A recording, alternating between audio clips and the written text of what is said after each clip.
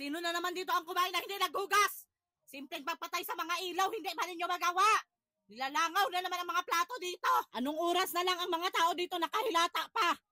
Mabubulok na lang yung mga binabad na damit sa kuwita, hindi pa malabhan. Tama yan.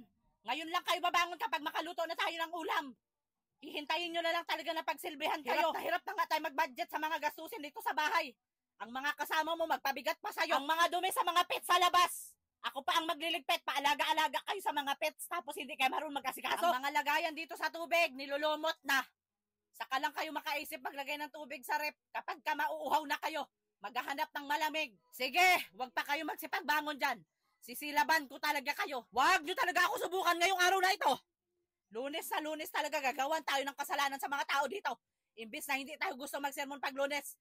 Kay magtuloy-tuloy na naman buong linggo ang sermon natin. Sa bagay, hindi man kayo maapektuhan kapag magsermon tayo.